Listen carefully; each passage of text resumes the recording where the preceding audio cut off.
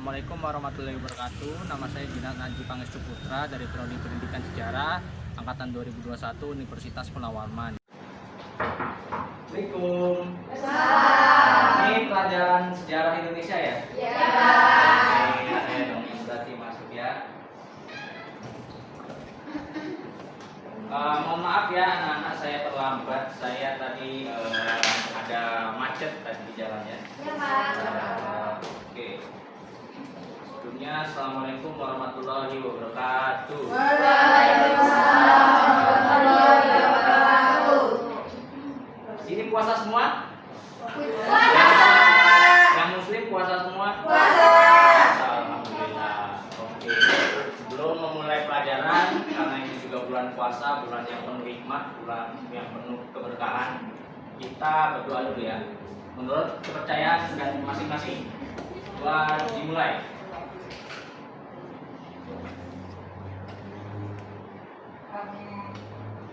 Doa selesai. Ketua kelas masuk semua? Masuk, Pak. Masuk semua ya? Ya, Pak. Oke. Ini kok pada lemes semua nih, apalagi Mas Coy. Mas Coyrul, lemes kenapa? Belum sahur kan? Atau sudah sahur? Oh, telat. Berapa menit ke azan subuh? 5 menit. Susah. Abila dan Emma lagi ngapain? Lagi menganu apa? Lagi bicarain apa? Enggak ada, Bapak. Enggak ada. Oke. Diam ya. Baik, Bapak. Perhatikan ya, kita di sini akan membahas tentang kolonial Belanda di Indonesia tahun 1808 sampai 1811. Wah, selain Mas Coy ternyata masih banyak yang lemes ya. Kayak Mbak Dian ini masih lemes, Mbak Ana ini masih lemes, dan Mbak Ica ini juga kayaknya masih lemes ya. Berarti kita ini harus kasih semangat dulu. Kita kasih apa ya namanya itu? Ice breaking. Jadi kalau saya bilang selamat pagi anak-anak, terus kalian jawab alhamdulillah, luar biasa, yes, yes, yes, oke? Bapak saya belum ke mana, Pak? Menyesuaikan aja. Oke? 1, 2, 3. Selamat pagi anak-anak. Alhamdulillah, luar biasa. Yes, yes, yes. Oke, tahan dulu.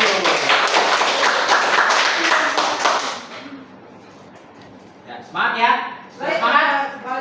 Semangat. Semangat. Oke.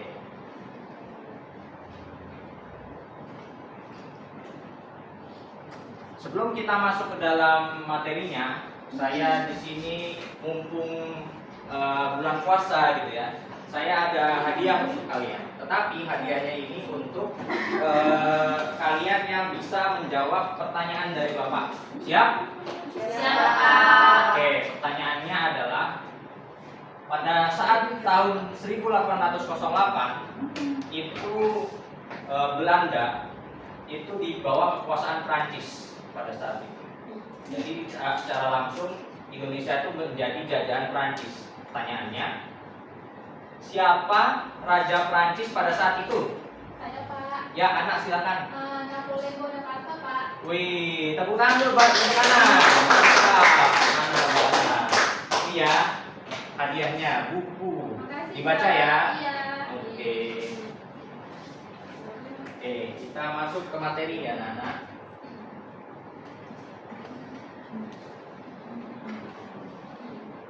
Pada saat Napoleon Bonaparte itu diangkat menjadi Kaisar Prancis pada 2 Desember 1804, ia itu mengangkat adiknya yaitu Louis Napoleon sebagai penguasa di Belanda pada tahun 1806 dan mendirikan kerajaan Belanda menggantikan Republik Batavia. Jadi Napoleon itu dia itu menginvasi Belanda, dan juga setelah rajanya Belanda itu kabur ke Inggris, dia itu mengangkat adiknya Louis Napoleon supaya menjadi raja. Jadi kekuasaan Napoleon itu membesar. Jadi dia itu membuat dinasti Napoleon di Eropa pada saat itu.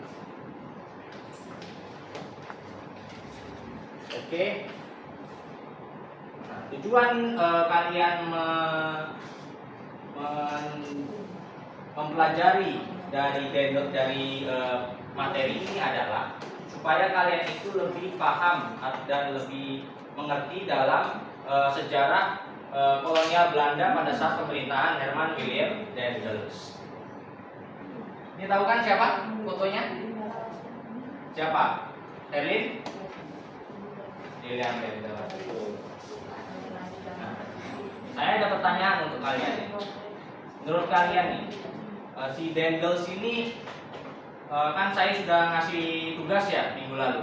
Saya baru ingat. Beri tugas kalau kalian mencari materi Herman Willem Daendels ini. Sudah baca buku, sudah dicari bukunya? Belum. Tugas Kak. Oke, walaupun belum, saya tetap kasih pertanyaan. Mungkin ada yang tahu mungkin ya. Karena ini cuma minta pendapat kalian aja. Gitu. Dapatnya itu pertanyaannya, menurut kalian nih, menurut pengetahuan kalian ini, apakah Daendels itu menurut kalian tuh pemimpin yang kejam? Ada yang ingin berkomentar? Ada yang ingin berkomentar mungkin? Ayo, Mbak Nabila, Mbak Emma. Ayo, mungkin Herlin, ada yang mau berkomentar? Silakan. Apakah Herman Willem Daendels itu menurutmu pemimpin yang kejam kah atau pemimpin yang tegas? Apa? Silakan. Semampunya aja, ayo. Ini berpendapat, nggak ada benar atau salah. Tidak, Pak. Oh, tegas. Berarti dia itu bukan pemimpin yang kejam gitu ya. Alasannya kenapa? Dia tegas karena dia itu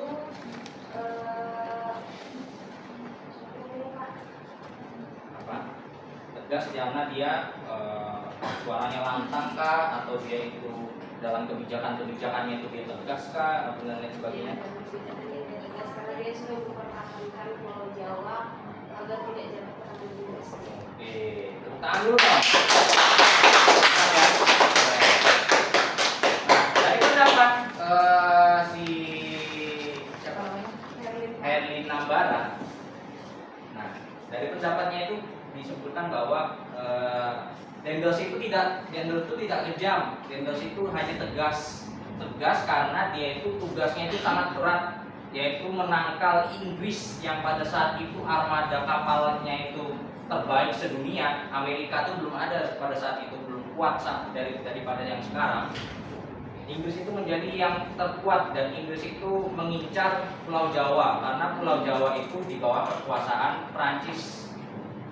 Ada yang ingin berkomentar terhadap pendapatnya Herlin Nambara mungkin?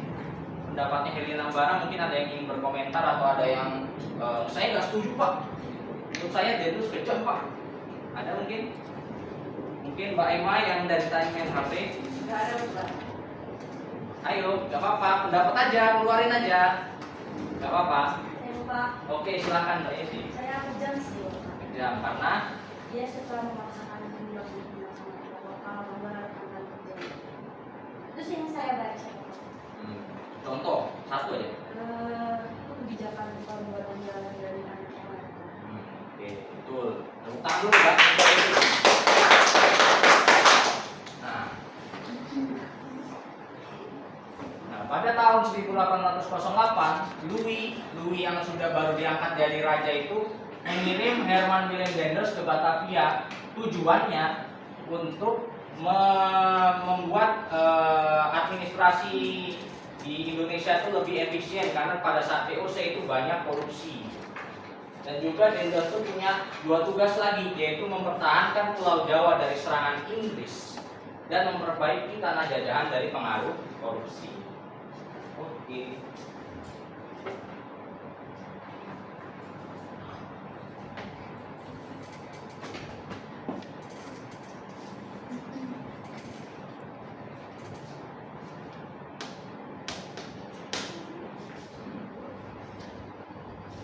Nah ini ya, Jalan Anyer Panarukan. Ini panjang atau pendek? Panjang. Itu dari Merak sampai ke Panarukan atau itu daerah Probolinggo. Itu jauh banget.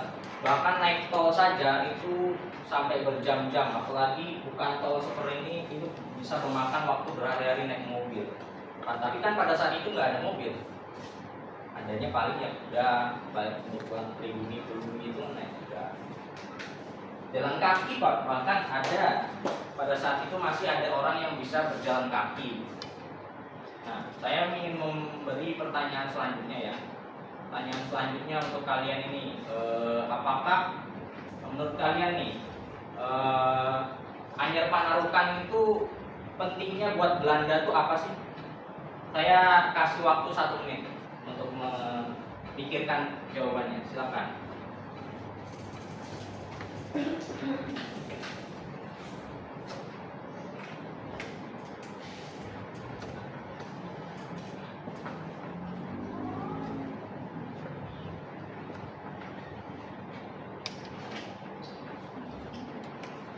Baik, matiin dulu.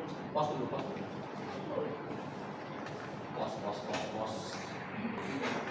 Ya, sudah ada jawabannya. Siapa yang ingin mengangkat tangan duluan? Ayo, ada nilainya. Ayo, yang ada nilainya. Mungkin Fitri, silakan. Apa pentingnya jalan yang panjang ini dibuat bagi Belanda? Ya, untuk mempercepat pergerakan tentara yang ada di ujung barat sampai ke ujung timur Pulau Jawa, Pak. Betul? Betul. Oke, nah. Ya, bagus ya jawabannya. Ada lagi yang ingin menambahkan? Ada lagi yang ingin berpendapat? Ayo, nggak apa-apa. Ayo Mbak Yesi, Tapi jalannya kan membuka timur dan barat Pulau Jawa. Jadi bisa jadi itu untuk apa? Mobilisasi hasil pertanian. Oke, terima kasih Mbak Yesi. Tadi. Ayo dong yang lain yang belum menjawab nih, kayak Mbak Nabila, Mbak Intan, Mbak Dian, Mbak Emma, Mbak Coy, Mas Coy dan Mbak Erlin. Ayo dong. Masa Mbak Yesi terus yang menjawab, Mbak Ana terus yang menjawab. Silakan ayo Mbak Erlin mungkin. Silakan, apa pentingnya dari jalan yang panjang? Untuk memperlancar lalu lintas di daerah yang telah berkembang. Memindahkan pelayanan distribusi barang yang biasa. Oke, terima kasih. Tepuk tangan untuk kalian semua.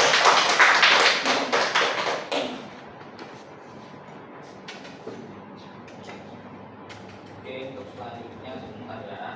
Nah, laptop saya agak nge-lag ya. Mohon maaf ya anak-anak. Insya Allah saya beli laptop baru kalau ada rezeki. Amin. Amin.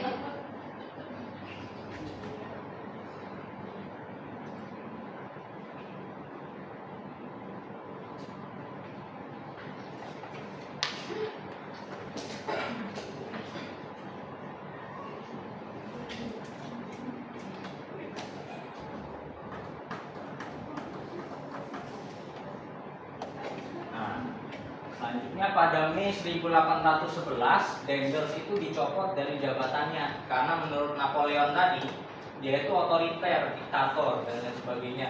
Dan juga dia itu tidak bisa membangun hubungan dengan penguasa Tengah Jawa. Dan juga Daendels itu juga dituduh memperkaya diri sendiri dengan menjual tanah-tanah pemerintah. Jadi dijualin tanah-tanah pemerintahnya itu dijualin sama Daendels supaya dia itu kaya. Dan Daendels itu akhirnya dia itu digantikan oleh orang ini. Ada yang tahu siapa? Dan William Jensen. Betul. Nah, jabatannya itu digantikan oleh Jan William Jensen. Sehingga, pada saat pemerintahannya, tapi pemerintahannya itu pada saat itu diserang sama Inggris. Dan juga akhirnya Inggris bisa mendapatkan Pulau Jawa berkat perjanjian Tuntang yang isinya Pulau Jawa dan sekitarnya jatuh ke tangan Inggris. Tentara yang dahulu anak buah Daendels menjadi tentara Inggris.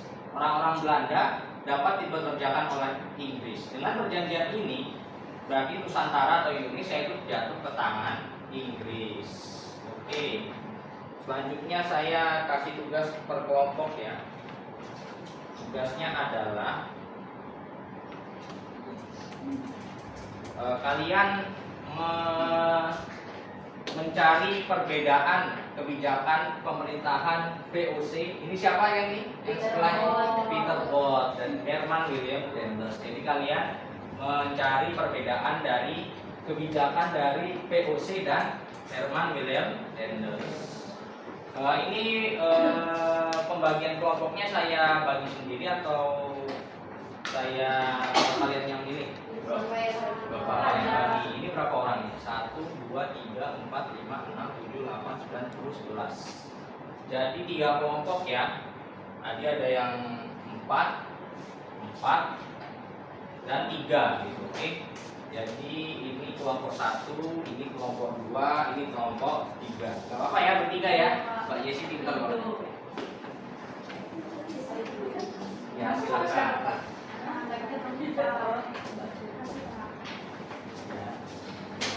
Tugasnya apa tadi?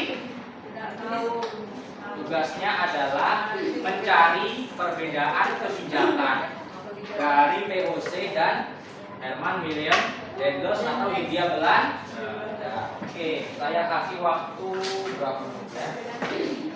Saya kasih waktu 10 menit untuk berdiskusi. 5 menit ya, 5 menit untuk berdiskusi. Nanti 5 menit kita akan mempresentasikan hasil diskusinya. Oke, silakan.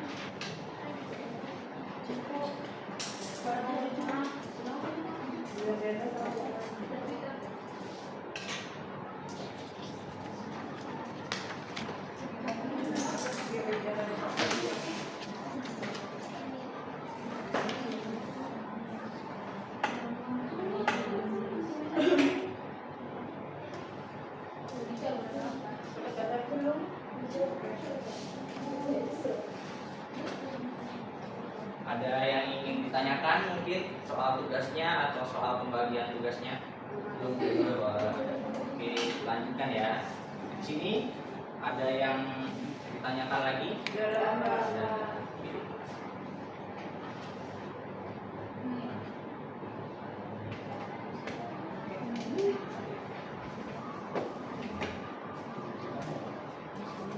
Ada yang ingin ditanyakan? Ada yang bingung? Gak ada? Kita tanya Bapak. Lihat perbedaannya. Oke, waktunya 5 menit ya, silahkan dikerjakan. Semuanya harus berdiskusi, tidak ada yang melamun. Ayo Mas Coy. Semangat. Diskusi Mas, diskusi. Soalnya ini kasihan tuh Mbak Fitri menulis sendiri ya. Ganti-gantian ya. Ya, oke.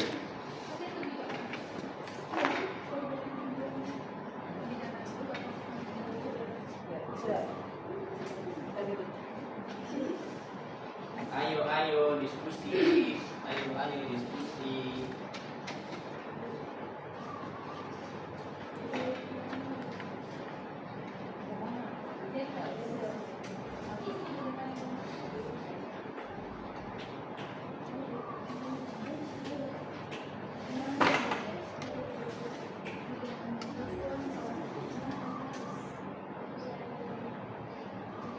Ayo 3 menit lagi. 3 menit lagi, ayo diskusi. Kalau mau cepat, semua anggota harus terlibat supaya diskusinya bisa lebih efektif dan lebih cepat. Oke?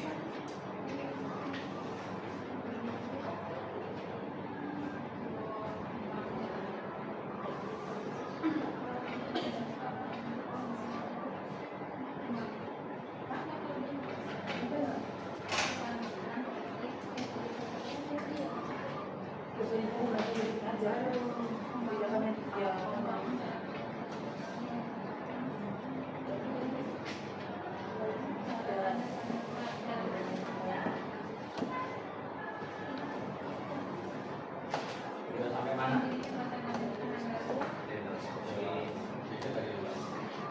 Oke, lanjutkan. Sudah sampai mana? Sudah sampai masih kebijakan apa? Masih kebijakan dari Dendels. Yang VOC sudah? Oke, bagus. Di sini sudah sampai mana? Baru diterbuat ya. Oke. Cepat ya anak-anak. Waktunya sisa 2 menit.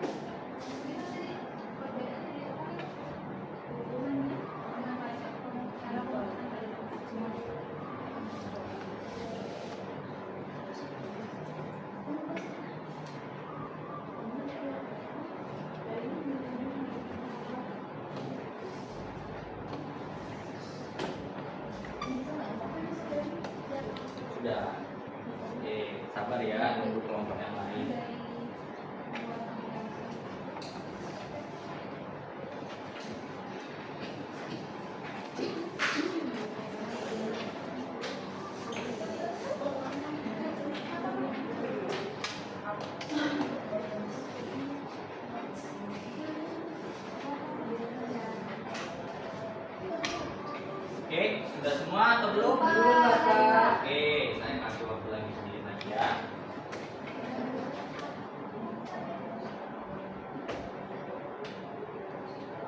Sambil menunggu yang diskusi masih tidak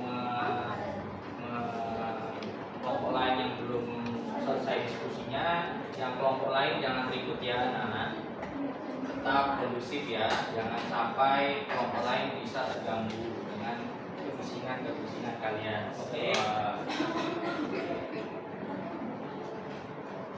Kelompok 3 sudah.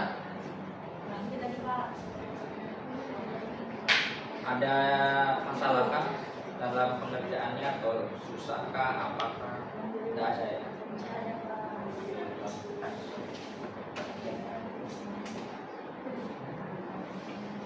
Sudah? Belum, Bapak.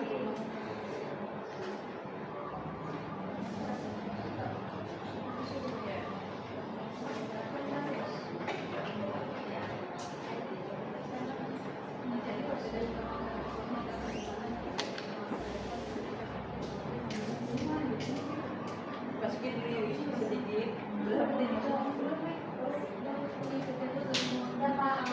Sudah? Semuanya sudah? Belum, Belum Bapak. Oke. Sudah titik.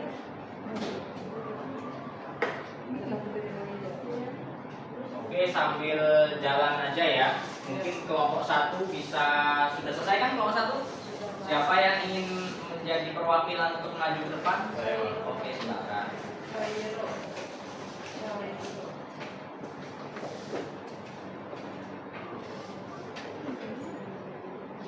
Perbedaan kebijakan dari Peterboard dan Daimler, yang pertama dari Peterboard yaitu memindahkan pusat VOC dari Ambon ke Jakarta yang berada di bawah wilayah Banten, sedangkan Daimler memberikan benteng-benteng pertahanan baru, mendirikan pangkalan angkatan laut di Anyer dan Kurang Kulon, membangun jalan raya Angger Panarukan. Oke, tepuk tangan untuk kelompok itu.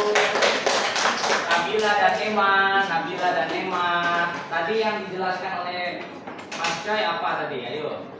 Perbedaan kebijakan dan Betul? Oke. Karena tadi ribut, nanti saya kasih hukuman nanti setelah pelajaran. Oke, berdua. Ya Pak. Oke, silakan duduk. Semuanya. Tangan dulu. Kelompok 2, siapa yang ingin maju perwakilan? Ayo silakan. Mbak Ica. Bentar Pak. Mana boleh Cak? Ya udah, kelompok 3 dulu. Sabar Pak. Karena ini ada kalau nanti lama-lama istirahat kalian nanti lama begitu, istirahat kalian nanti terpotong. Silakan. Jadi kebijakan dari POC itu memindahkan pusat POC dari Ambon ke Jayakarta yang berada di bawah wilayah Banten. Kalau kebijakan dari DADOS itu yang pertama itu membangun jalan Anyer dari Anyer sampai Panarukan, kemudian mendirikan benteng-benteng pertahanan baru.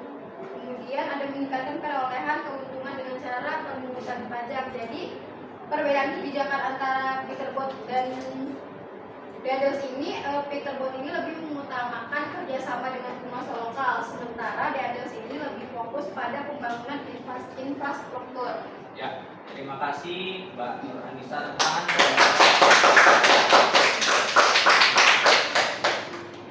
Oke, untuk kelompok 3 silakan. Ayo langsung saja karena ini waktunya menipis ya. Silakan. Untuk Peterboard itu kebijakannya menggunakan VOC dari Ambon ke Jakarta.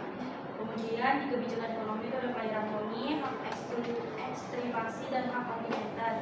Untuk kebijakan mobil dan gas mendirikan berbagai benteng pertahanan baru, mendirikan angkatan laut baru, meningkatkan jumlah tentara dan pribumi, membangun jalan raya pos dan membangun pabrik senjata. Oke, tepuk tangan untuk Pak Edi. Nah, itu saja mungkin pelajaran dari kita pada hari ini. Sebelum saya tutup, saya itu kayak apa ya, kayak kepikiran gitu. Kalian kepikiran juga nggak sih kalau pada saat itu jalan sepanjang Anyer Panarukan itu panas gitu. Kan itu kan kerja rodi, kerja paksa. Itu kan panas. Nah, kalian kalau upacara pada saat SMA atau olahraga tuh panas nggak? Panas. Capek nggak? Capek. Wah, apalagi orang-orang pribumi yang bekerja di Jalan Anyer Panarukan itu sudah nggak dibayar rendah, panas, terus dan lain sebagainya. Jadi kita bersyukur ya sudah hidup pada zaman yang sudah damai ini ya, oke? Oke. Sip. Dan juga berikutnya saya mau ada satu siswa yang menyimpulkan. Mungkin Mbak Erin menyimpulkan. Silakan simpulkan. Bapak. Gak apa-apa, anu sembarangan aja, sepengetahuanmu aja, simpulkan aja. Yang kamu dapat pelajarannya pada hari ini. Yang lain aja Pak. Oke. Siapa ya yang mau menyimpulkan ya? Mbak Ana silakan simpulkan. Apa yang kamu dapat dari pelajaran pada hari ini? Saya dapat pada pelajaran pada hari ini yang dimana tadi kan kita mulai diskusi ini. Nah, bahasnya mengenai Ayo. bahasnya mengenai Peter Booth sama dan Blas yang dimana Peter Booth ini merupakan gubernur dari VOC yang dimana Peter Booth ini menerapkan kebijakan berupa pemindahan pusat VOC dari Ambon ke Jakarta. Yang kemudian Densus ini ada 4 kebijakan. Yang pertama di bidang pertahanan dan keamanan, politik serta sosial.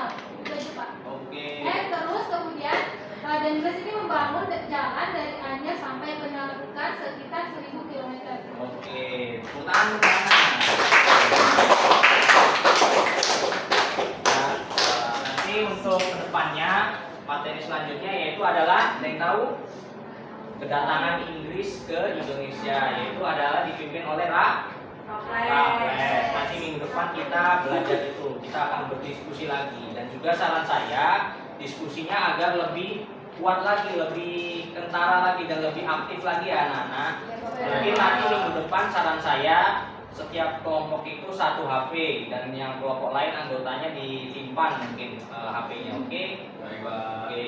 Nah tadi untuk Mbak Emma dan Mbak Nabila karena tadi sudah ribut, saya hitung tadi berapa kali saya, mungkin 5 kali, saya tegur 3 kali kayaknya. Nah saya kasih tugas ya, tugasnya adalah kalian merangkum apa yang kalian ketahui, apa yang kalian dapatkan tentang materi nanti selanjutnya yaitu Raffles. Kalian cari di internet ya. Baik Pak. Oke. Itu saja pertemuan kita pada hari ini. Mohon maaf kalau Bapak ada salah kata atau yang membuat hati kalian terluka. Saya hanya manusia biasa, tidak luput dari kesalahan. Oke. Untuk penutup kita ice breaking lagi. Selamat pagi anak-anak. Alhamdulillah luar biasa. Yes. Saya tutup. Assalamualaikum warahmatullahi wabarakatuh. Waalaikumsalam. Sampai semua ini. Itu saja simulasi pengajar yang saya tampilkan. Mohon maaf kalau ada kekurangan atau salah kata. Assalamualaikum warahmatullahi wabarakatuh.